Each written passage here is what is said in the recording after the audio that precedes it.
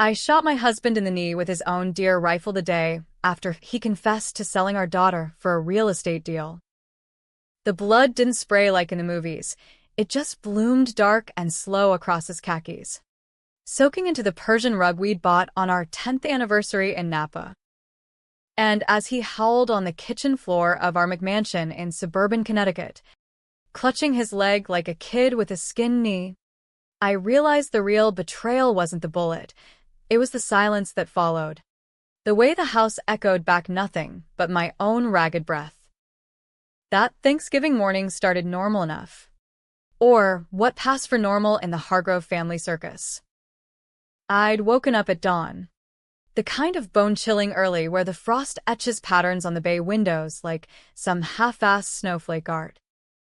The alarm on my phone buzzed with that god-awful turkey gobble sound my daughter Ellie had programmed as a joke last year. Mom. "It'll get you in the spirit," she'd said, rolling her eyes while scrolling TikTok. Ellie was 17 then, all sharp edges and dreams of escaping to NYU's film program. And I'd laughed because that's what moms do, swallow the ache and call it bonding. The house smelled like nothing. No cinnamon from the oven. No percolating coffee from downstairs. Just the stale ghost of last night's takeout tie clinging to the air. I padded down the hall in my flannel pajamas, the ones with the faded reindeer print, expecting to find my husband, Tom, already firing up the deep fryer for the bird, or my brother-in-law, Mark, nursing a hangover with black coffee. But the kitchen was a tomb. The granite island wiped clean, the fridge humming like it was the only living thing left. "Tom," my voice bounced off the stainless steel, too loud in the quiet. No answer. I checked the living room couches bare. Throw pillows fluffed like they'd never been sat on. The TV still paused on some ESPN highlight reel from the Giants game. Upstairs. Ellie's room. Bed made. Desk cleared. Her vintage Polaroid camera gone from the shelf. Panic clawed up my throat. Hot and sour. Tom's office. Empty. His laptop charger yanked from the wall. It wasn't until I hit the mudroom that the truth slapped me. The garage door hung half open. And there, in the driveway, twin taillights fading into the mist, our black Escalade, loaded to the gills with luggage racks strapped high. They were gone. All of them. Tom, Ellie, Mark and his wife Sarah, even my own mother, who'd flown in from Florida the day before with her Tupperware full of ambrosia salad. Gone to the Adirondacks lodge we'd booked 6 months ago, the one with the private chef and the heated infinity pool overlooking the lake. The luxury trip we'd scraped together on Tom's big commission from the firm. I stood there in my socks on the cold tile, phone in hand, dialing Tom's cell. Straight to voicemail. "Hey, it's Tom Hargrove, king of closing deals. Leave a message or don't, your loss." beep. Tom. What the hell? Call me back. Now. My thumb hovered over Ellie's contact, heart emoji next to her name, before I chickened out. Kids don't ghost their moms on holidays. Not mine. The note was taped to the fridge, in Sarah's loopy script, like we'd find it cute. Lizzie, family emergency in the city. Had to bail early. Keys under the mat if you want to follow. Love you. Bullshit. Sarah was my best friend since college. Sorority sisters at UConn. The one who'd held my hair back during Pledge Week pickfests. But that emergency smelled like Chanel No. 5 and lies. I ripped it down, crumpling it in my fist. And that's when the first crack spiderweb through my chest. Not anger yet, just the hollow thump of being erased. I spent the morning pacing, brewing coffee that went cold in the mug shaped like a football, Tom's gag gift from his fantasy league buddies. The TV droned on with parades and pundits yapping about gratitude. But my mind looped back to last week, when Tom had pulled me aside after Ellie's school play. "Babe, we need to talk finances." His voice had that salesman sheen, the one he used on hesitant buyers in Fairfield County. We'd been married 18 years, built this life from scratch, me teaching third grade at the local elementary, him climbing the ranks at Sterling Realty, flipping colonials into seven-figure flips. Ellie was our miracle after 3 miscarriages, the glue that held the Hargrove empire together. But the numbers didn't add up. "We're short on the lodge deposit," he'd said. "I's not meeting mine. Mark's firm is in a bind, some bad investments." I covered it with a bridge loan. Mark, Tom's brother, the golden boy with the corner office at a hedge fund in Stamford. Always the one bailing us out. Or so the story went. I nodded, signed the papers without a second look. Because that's what partners do. Trust is the currency in marriages like ours, suburban, aspirational, armored in minivans and PDA bake sales. By noon, the silence was deafening. I blasted classic rock, Springsteen wailing about Born to Run ghosts, to drown it out. But it just amplified the emptiness. The turkey I'd brined sat thawing in the sink like a drowned rat. I texted the family group chat. "Where is everyone? This isn't funny." Crickets. Then, a ping from an unknown number. "Mom, we're okay. Dad says it's better this way. Don't come. Love. E." My knees buckled. Ellie, my shadow. The kid who'd once drawn me a Mother's Day card with us, as superheroes fighting boring grown-up stuff. Better this way? What way? That's when the digging started. Not vengeful yet, just desperate, like scratching at a scab to see if it's healed. I booted up Tom's desktop, the one he left unlocked because your family. Liz. Password. Ellie birthday 92. Emails flooded the screen. A digital diarrhea of desperation. First hit. A thread with Mark. Dated 2 months back. Bro. The SEC's sniffing. That offshore account, it's tied to the family trust. We need a fall guy. Fall guy. My stomach lurched. Then, buried in attachments, a scanned confession, my signature. Forged sloppy, but close enough for a glance. Elizabeth Hargrove. Authorized the transfer of $250,000 from the Hargrove Family Trust to Cayman National Bank. Account 4782. But I hadn't. I'd never touched that trust. The one Grandma left us after the '08 crash. Earmarked for Ellie's college. The pieces slammed together like a car wreck. Mark's investments, insider trading. Probably. The kind that gets you orange jumpsuits and front-page shame in the journal.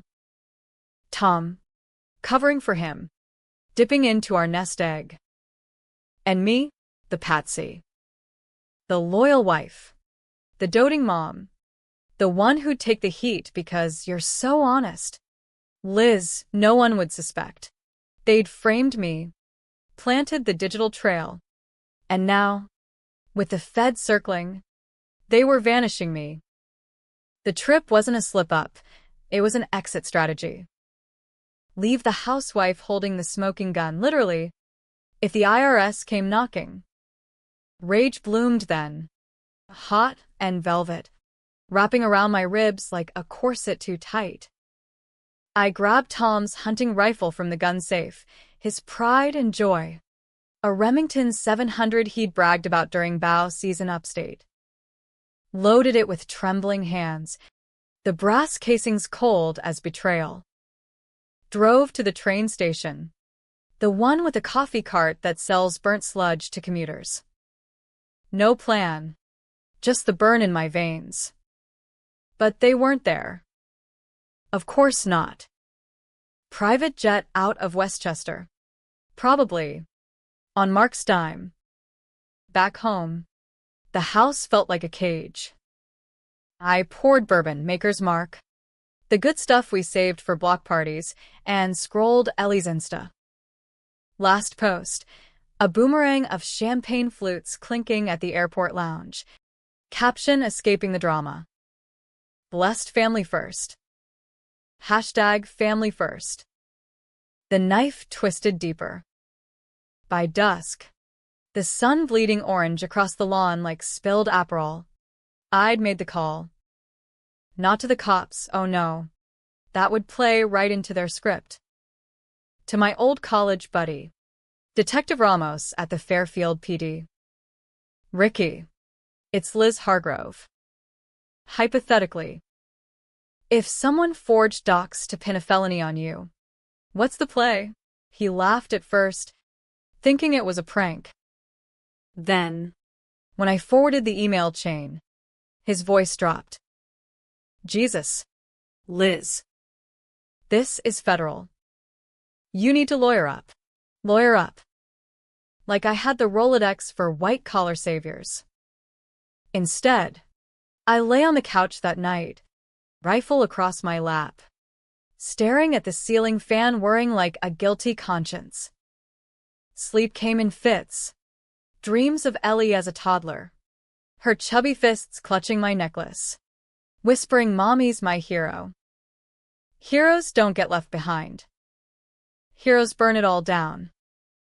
The next week blurred into a fever dream of paranoia. I called in sick to school, Mrs. Hargrove's got the flu. Kids. Color quietly and hold up, piecing the puzzle. Mark's hedge fund. Whispers of a Ponzi scheme in the Wall Street Journal. Names redacted, but the dates matched. Tom's commissions. Kickbacks. Funneled through shell LLCs with my SSN stamped all over. And Sarah, God. Sarah, her texts now read like poison. Liz, you're too good for this world. Let the boys handle it. Too good. That's code for expendable. Ellie went radio silent after that first message, but I stalked her digital shadow. Snapchat streaks with friends from the lodge. Stories of snowshoeing and esmores by the fire pit. No mention of me. Like I'd evaporated. The ache morphed into something sharper. A blade I honed on late-night Google searches.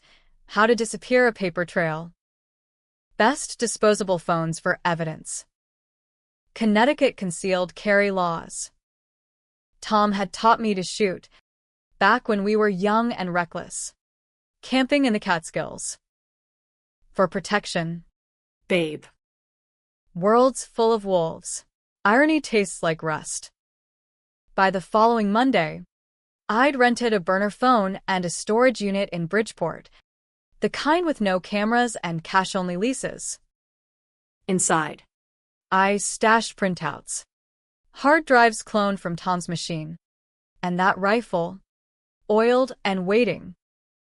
My first move, anonymous tip to the SEC, routed through a VPN in Toronto. Hedge fund fraud, Sterling Realty complicit. See attached. Watched the news that night. Heart hammering as talking heads dissected allegations in Stamford financial scandal. No names yet. But Mark's firm was trending on Twitter. X. Whatever the hell they call it now. Schadenfreude hit like a hit of coke. Dirty and divine. But revenge isn't a sprint. It's a slow poison. I needed them to feel the isolation. The way the world shrinks to four walls and unanswered calls. So I started small. Hacked Tom's email, password still Ellie birthday 92. The fool, and forwarded his dirty deals to his boss at Sterling. CCING the board. Subject. Oops. Wrong attachment? By Wednesday, he was calling from a blocked number, voice slurry with panic. Liz? What the fuck? They're suspending me. I let it ring, sipping tea on the porch swing, watching leaves skitter like fleeing rats. Ellie cracked first. A midnight DM, Mom. Dad says you're spiraling. Please stop. We can fix this. Fix this. Like duct tape on a hemorrhaging artery. I typed back. Fingers flying. Tell your father the truth. Baby. About the money. About why they left me rotting. Thoughts danced. Then nothing. Ghosted by my own blood. That's when the real darkness settled. The kind that whispers you're alone because you deserve it. But I shoved it down. Channeled it into the plan. The twist they wouldn't see coming. They returned 2 weeks later, rolling up the driveway like nothing had happened, Escalade gleaming under the sodium lamps, laughter spilling out as the garage door groaned open.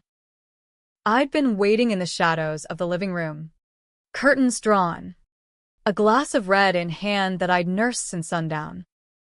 The wine was bitter, like accusations left unsaid, but it steadied my pulse as I watched them unload, Tom with his golf bag slung over one shoulder, Ellie lugging a designer duffel from some outlet mall detour, Sarah air-kissing my mother on the cheek while Mark barked orders about the luggage cart. No one knocked. They just waltzed in, tracking slush across the foyer tile, voices overlapping in that Hargrove cacophony, half complaints about the lodge Wi-Fi, half boasts about the microbrews. Lizzie. Sarah spotted me first, freezing mid-stride, her smile cracking like cheap acrylic. Oh my God, you're here. We thought. Well. After the note, Tom's face drained of color, the kind of pallid you see on ER reruns before the flatline. Babe. Hey. He dropped the bag, hands up like I was holding a grenade, which, In a way. I was. Ellie hung back by the stairs, hoodie pulled low, eyes darting anywhere but me. My mother, bless her denial, bustled forward with a hug that smelled of mothballs and magnolia perfume. Darlin'. We had that mix-up with the flights. You know how it is. Mix-up.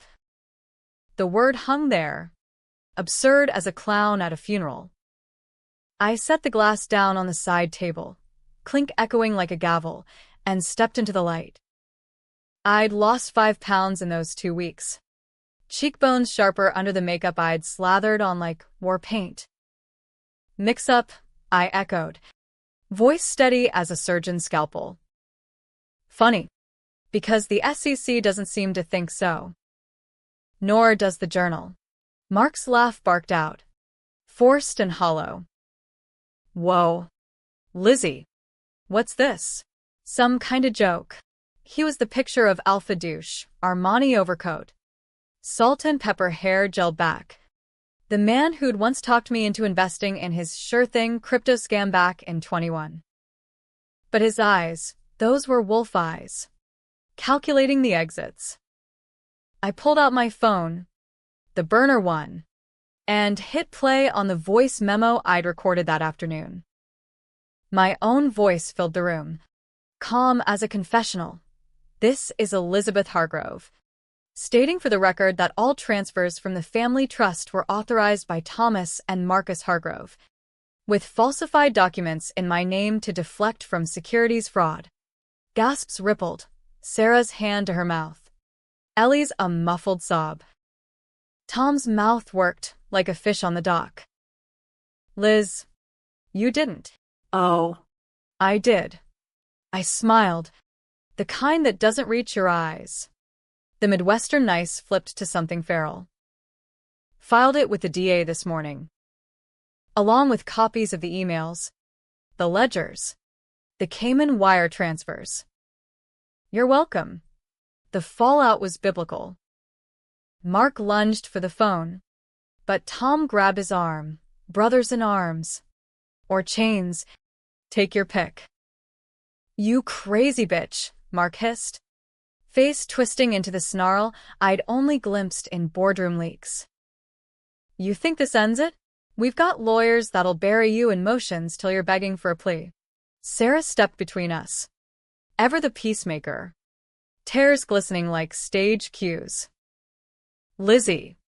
Please. Think of Ellie. This family's all she's got. Ellie. Huddled now. Whispering Mom, like a plea. My heart fractured there. A clean snap. Love doesn't die easy. It just bleeds out slow. But I held her gaze. Then why'd you leave me? Elle? On Thanksgiving? Of all days. Like I was the turkey nobody wanted. She crumbled then, sliding down the wall, sobs shaking her frame.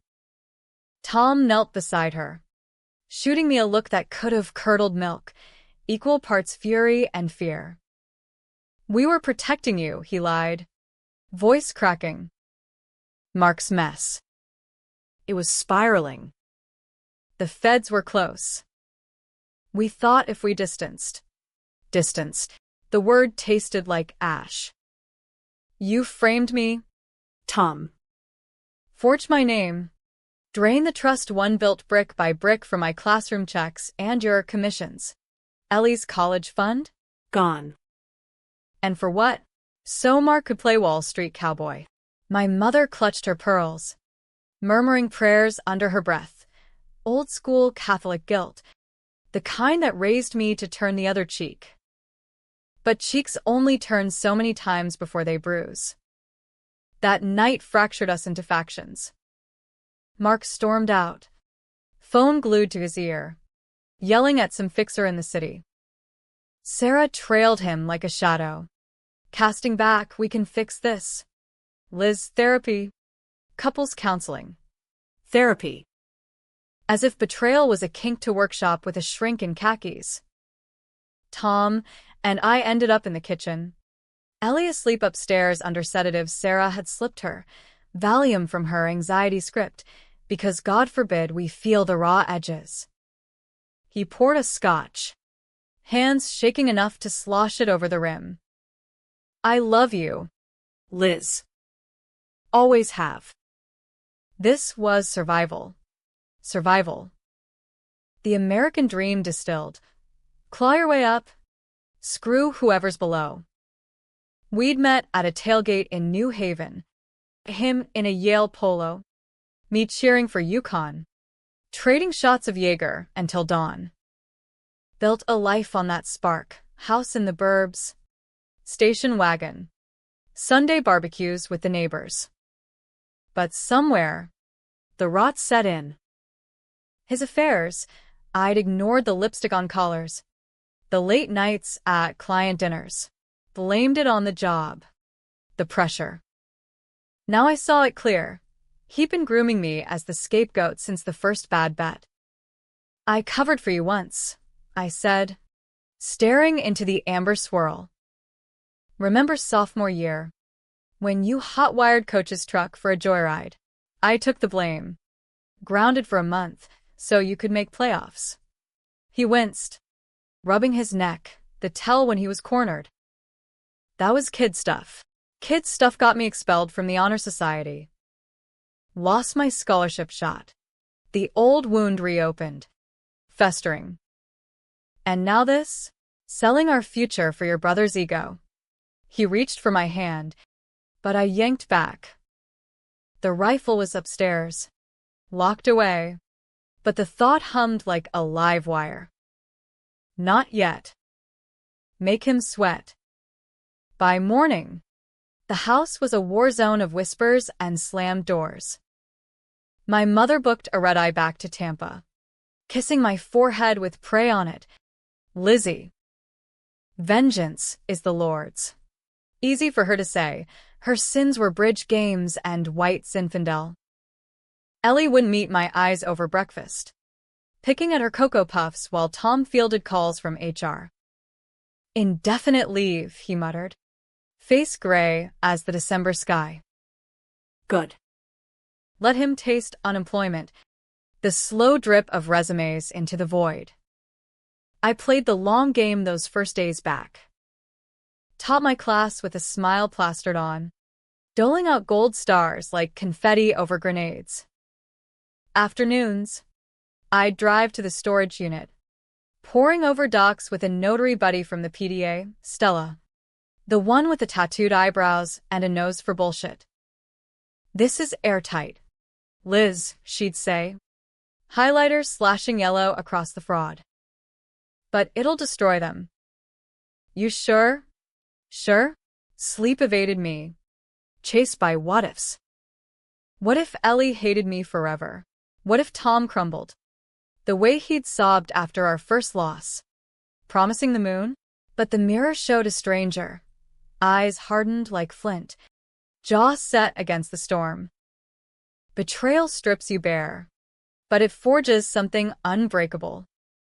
The escalation came mid-December. At the office holiday party, Tom dragged me to his Hail Mary for normalcy.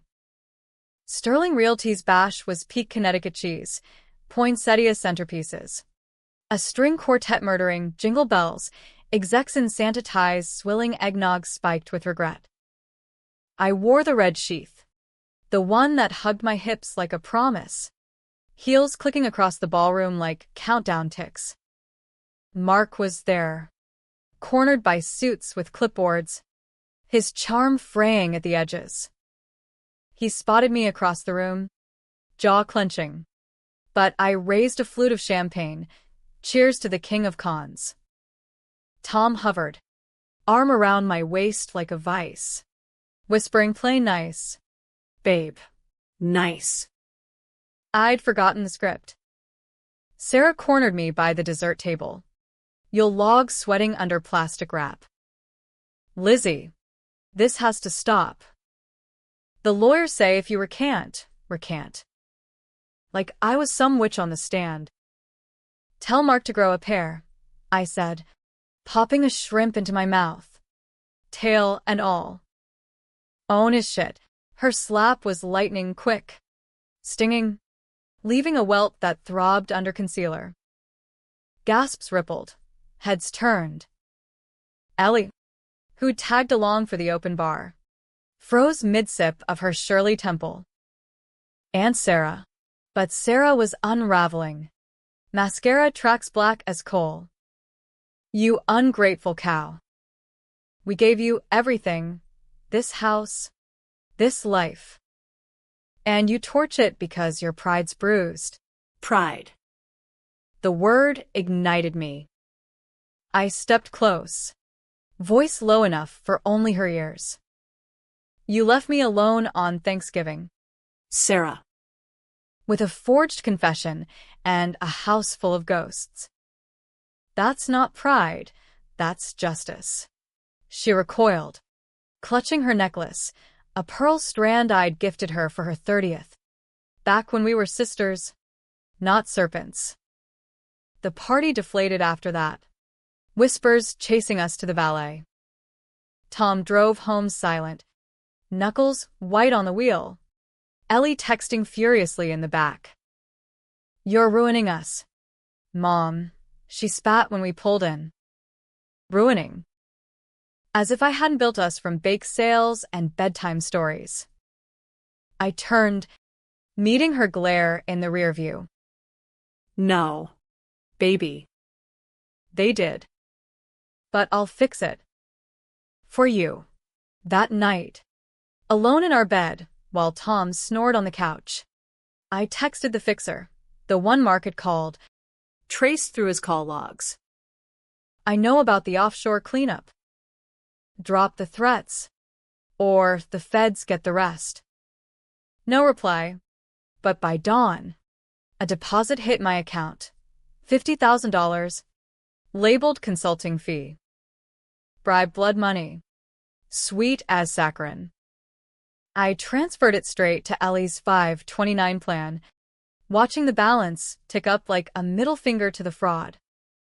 But the real hook sank deeper when Ellie came to me, 2 days before Christmas.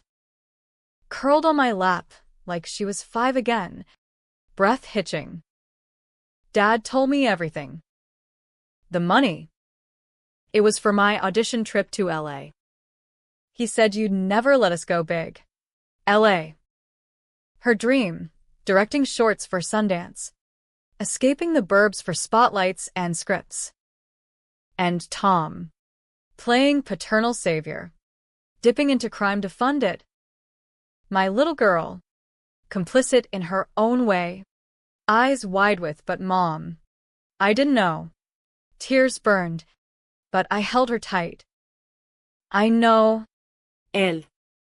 But secrets like that, they poison everything. She nodded, burrowing closer, and for a moment, the house felt whole again. Fragile, but whole. Little did I know, the poison was already in the well.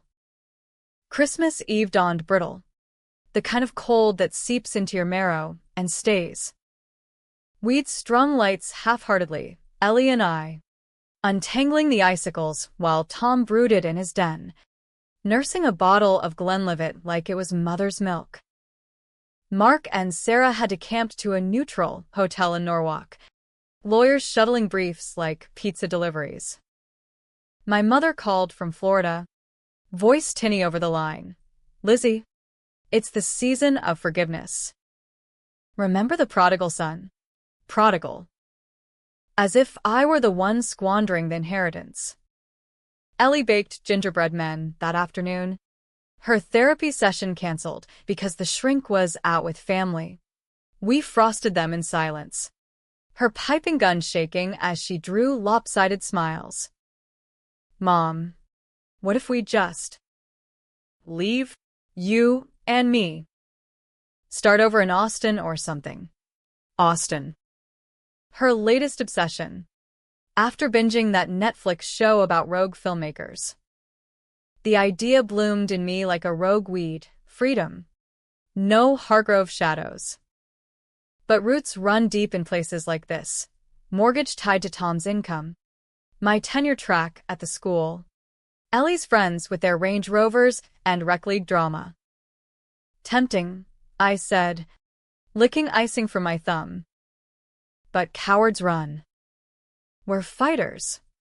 She smiled then, faint but real, and I clung to it like a lifeline. That night, we watched It's a Wonderful Life on the old projector Tom had installed in the basement, black and white flicker casting long shadows. George Bailey's despair mirroring my own.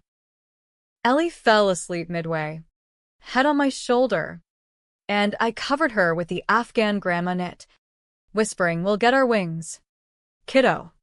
The call came at 2 a.m., shattering the fragile peace. Unknown number. But I knew. Elizabeth. Mark's voice. Stripped of its velvet. Raw as road rash. We need to talk. The Ritz-Carlton bar. Now. Come alone. Threat laced the words. But desperation undercut it. The SEC had frozen his accounts that morning. Per the alert on my phone. I glanced at Ellie, slumbering innocent, and slipped out, heels echoing down the empty street like accusations. The Ritz was a gilded tomb, crystal chandeliers dripping light over velvet booths. Jazz trio crooning Sinatra like a eulogy. Mark nursed a Macallan neat, tie loosened, eyes bloodshot from more than booze. Sarah wasn't there, probably home, popping Xanax like Tic-Tacs. He slid a folder across the table, leather embossed with some DC firm's logo. Plea deal. You sign this, recant the statement, testify it was a misunderstanding, and we walk. Ellie gets the full ride to NYU. No strings. I flipped it open, pages of legalese, my name in bold, absolving them of intent. Buried in Clause 14, a non-disclosure on prior marital indiscretions. Tom's affairs. Laid bare photos. Even grainy shots of him tangled with the intern from last summer. Blackmail wrapped in mercy. "You think this buys me?" I said, voice low, pushing it back. "After you left me, Tara?" His laugh was a wheeze. "Lizzie, you're in over your head. That rifle you cloned the serial on? Traced it to a B&E in Trumbull last month. Cops are itching for a collar. Lie or not, it landed my storage unit visits. The cash rental." Paranoia spiked, hot and electric. And Ellie? We tell her the truth about her miracle birth. Donor eggs. Liz. You weren't enough. The world tilted. Donor eggs. The secret we'd buried after the miscarriages. Tom's idea. To keep it simple. Ellie wasn't mine. Not biologically. The words clawed up, but I swallowed them, stealing my gaze. Leverage all you want. Mark. But the truth's a boomerang. Hits you coming back. I left him there, folder untouched, the jazz swelling like a dirge. Drove home with windows down, December wind whipping tears I wouldn't shed. Ellie stirred as I slipped in, murmuring, "Mom."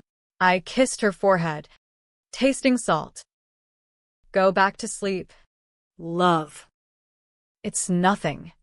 New Year's brought the storm. The feds raided Mark's office on the 30th, black SUVs clogging Stamford streets. Agents in windbreakers hauling boxes like repossessors. News choppers buzzed overhead, turning our quiet corner of Connecticut into a circus. Tom watched from the window, face ashen, muttering, "This is on you, Liz. On me." As if I hadn't warned him years ago. When the first shady deal surfaced, cut ties with Mark, or we're done. He laughed then, called me dramatic. Now. Drama was his middle name. Ellie spiraled, skipping school, blasting Billie Eilish in her room till the walls shook. I found the pills one night, hidden in her sock drawer, Adderall swiped from Sarah's stash, washed down with vodka nips. "I can't take the fighting," she confessed, eyes hollow. "It's like we're all drowning, and you're the one holding us under." Her words eviscerated me, sharper than any slap. Was I the righteous avenger, or just a vengeful ghost haunting my own kin? The climax brewed at the family summit, forced by Tom's therapist, a Zoom call from hell. Faces squared on screens like a warped Brady Bunch. My mother mediated from her condo. Cross in hand, Sarah dabbed at eyes with a monogrammed hanky. Mark glowered from a safe house in Jersey. Post-indictment.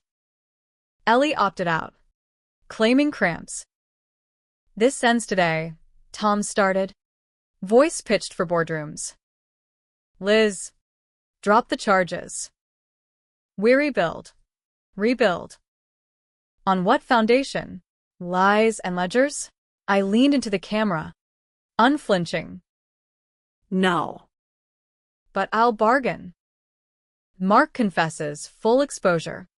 "No, please." Tom returns every cent to the trust, with interest. And Ellie, she chooses. No poison, no strings.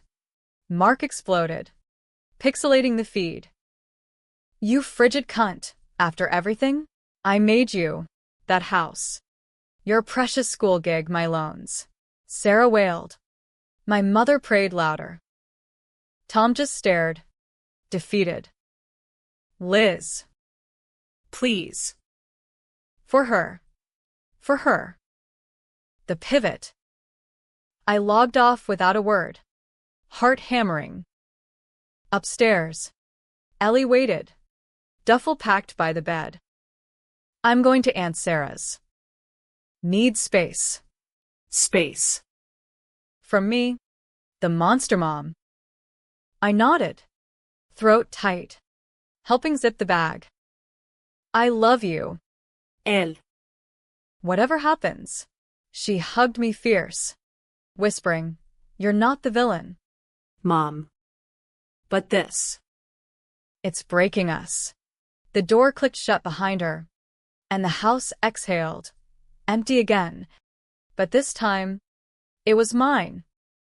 The shot came 3 days later, on a gray afternoon that smelled of rain and regret. Tom stumbled in from the garage, reeking of bourbon and bad decisions, waving that goddamn rifle like a scepter. You win. Liz. It's over. His eyes, wild, wet, locked on mine as he spilled it all. The confession to the DA. The asset freeze. Mark's suicide watch in county. But the kicker. Ellie's trip to LA? Funded by Tom's final play, a wire to a producer buddy, trading favors for her pilot script. She knew, Babe. about the money. Wanted in. The world funneled to a pinprick. Ellie, my anchor, cut from the same cloth as them, ambition over ethics. Tom rambled, rifle gesturing loose. We were going to bring you back. After it blew over. Family sticks. Sticks. Like glue or knives. He raised it then not at me, but himself. Barrel under chin. Forgive me? Panic surged. I lunged, grabbing the stock, wrestle of limbs and lies. Grunts echoing off cabinets. The shot cracked. Deafening. Muzzle flash searing my palm.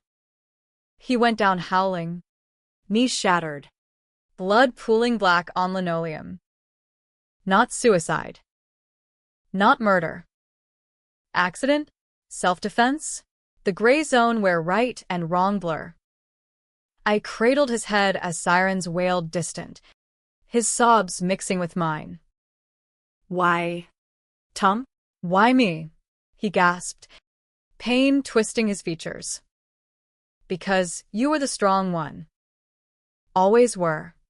The ambulance lights painted the neighborhood in strobes of blue and red, turning cul-de-sac lawns into a crime scene disco. Neighbors gawked from porches, Mrs. Delaney in her robe, clutching a rosary, the Millers filming on their iPhone for the block's group text. Shots fired at the Hargroves, pinged like confetti at a funeral. I sat on the curb, hands cuffed loose behind me, precaution. The uniform said, Tom's blood flaking under my nails like rust from a shipwreck.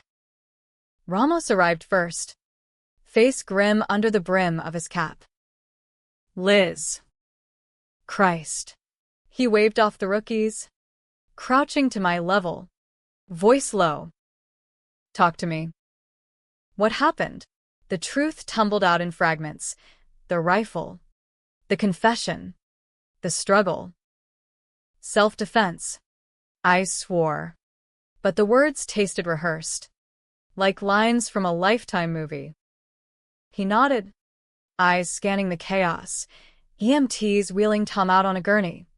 Morphine-dazed and moaning. Evidence techs bagging the weapon. Its serial whispering stolen. They took me in for questioning. The station house smelling of burnt coffee and despair. Interrogation room. Fluorescent buzz. Two-way mirror reflecting a woman I barely recognized. Hair wild. Mascara tracks like war paint smears. The DA. A sharp-nosed woman named Kessler with a pantsuit like armor. Slid across a recorder. Start from the beginning. Mrs. Hargrove. Thanksgiving. I did. The empty house. The forged docs. The slow unravel of trust into treason. Omitted the burner phone tips. The bribe I funneled to Ellie, small sins in a sea of theirs. Kessler leaned back, tapping a pen. And the shot? He was suicidal. You say. But forensics say the angle's off, more lateral than upward. Off. Like my whole life. He threatened me. MS. Kessler. Waved it around after admitting everything. I grabbed for it. That's the God's honest. She eyed me, weighing lies against leverage. Your husband's lawyered up already. Claims you planted the evidence. Drove him to it. And your niece, Ellie, she's with Child Services pending psych eval. Says you snapped after the party slap. Ellie. The twist gutted me. Sharper than the bullet. My girl. Twisted against me by whispers and wounds. She's lying to protect him, I said, voice cracking. They all are. Kessler sighed. Powering down the recorder. We hold you overnight. Ballistics come back clean. You're out on your own recognizance. But Liz, this family's a powder keg. You lit the fuse. Powder keg. Apt. The Hargroves. All flash. No substance. Exploding inward. Jail was a limbo of concrete and echoes, bunk hard as regret. Cellmate a chainsmoker named Rita, who snored like a freight train. Sleep dodged me. Mind replaying the shot in slow-mo, Tom's eyes widening. The bloom of red. The wet smack of his body hitting floor. Was it justice or just wrath? Springsteen crooned in my head, trapped again by the devil's deal, a soundtrack to the unraveling. Dawn brought release. Bail posted by Stella. My notary knight, who hugged me fierce in the lobby. Girl, you look like hammered shit. Coffee. We drove to her place in Westport, a cozy bungalow with herb gardens and wind chimes, where she poured Kahlua-laced Folgers and listened without judgment. They'll come for you. Liz. Civil suits. Custody battles. But you're free. Free. The word echoed hollow. Ellie was with Sarah now. Per court order. Temporary. But it carved a hollow in my chest. Tom in rehab. Knee pinned with titanium. Spinning yarns of abuse to his shrinks. Mark. Out on bond. Prepping for trial with a dream team that cost more than our house. My mother sent fruit baskets from afar. Notes pleading come home to Jesus. Lizzie. Home. Where was that now? The twist dropped a week later. In a manila envelope slipped under Stella's door. No return address. Postmarked Stamford. Inside, a USB drive and a note in Ellie's scrawl. Mom, don't hate me. Watch this. I love you. Heart in throat. I plugged it in. Video file, shaky cam. Time-stamped Christmas Eve. Ellie in Mark's hotel room. Hidden mic picking up the summit we'd never had. Voices low. Urgent. Mark raging. That bitch'll tank us all. Sarah soothing. Tom breaking. I slept with her. Mark. Ellie. Last summer. In the Hamptons. She seduced me. Said it was script research or some bullshit. Now she's pregnant. We can't let Liz know. The screen blurred with my tears. Ellie, my daughter. Not by blood, but by every bedtime kiss, carrying her father's child. Incest shadow. Twisted into taboo. The drive held more. Texts. Clinic receipts for discreet abortions denied. Ellie's journal entries confessing the affair as coercion. Mark's hand forcing the script. She'd run to them not out of loyalty, but terror, protecting the secret that would shatter us all. Rage and ruin collided, a supernova in my gut. I drove to Sarah's that night. The Colonial lit like a Christmas card. Cars in the drive screaming family dinner. No rifle this time, just the USB, clutched like a grenade pin. They answered together, Sarah in pearls, Ellie pale behind her, belly just starting to round under the sweater. Lizzie, Sarah started, but I shoved past, eyes on my girl. Él. Tell me it's not true. She crumpled, nodding, sobs racking her frame. Tom burst and then, crutches clattering, face twisting from shock to snarl. Get out. You're poison. Poison. The irony burned. I pulled the drive from my pocket, holding it up. Or this goes public. Front page, Hargrove Dynasty's dirty secret. Hedge fund fraud and family fuckfest. Imagine the headlines. Mark. Arriving late. Snatched at it missed. Crutches tangling. Chaos erupted. Shouts. Slaps. Sarah dialing 911. Ellie screamed, stop. It's mine, and lunged. Drive skittering across the foyer. In the melee, choices crystallized. I could destroy them, leak it all. Watch the empire ash. Or. Mercy. The prodigal's path. My hand closed on the drive as cops' sirens wailed near. Ellie met my gaze, pleading. Mom. End it. For us. Us. The word broke me. I crushed it under heel, plastic cracking, data dying in shards. It's over, I whispered, as uniforms piled in, separating us like puzzle pieces scattered. No arrests that night, just warnings, orders to scatter. The aftermath? Gray as February fog. Mark plea bargained down to 5 years. White-collar country club. Tom divorced me quiet. Custody split 50-50ths. Ellie chose neither. Opting for a fresh start in California. Baby bump and all. Therapy first. Mom. Then film school. You taught me that fight smart. Smart. I'd forgotten. In the fury. I sold the house. Pocketed enough for a cottage in Maine, waves crashing like applause. No ghosts. Teach remotely now. 3rd graders via Zoom. Their innocence a bomb. Tom calls sometimes. Sober voice cracking apologies. I listen. Say nothing. Forgiveness isn't absolution. It's just not pulling the trigger twice. Was it revenge or redemption? Readers, hell. Even I still argue it over coffee. Picking sides like factions in a bar fight. The betrayed mom. Torching the nest? Or the enabler? Too late to the flame? Ellie sends scripts now.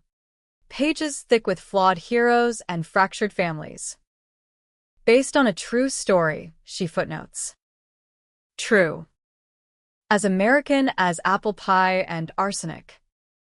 And on Thanksgivings, I wake to the sea's roar. Table set for one with turkey from the market, wine from the corner store. No empties. No echoes.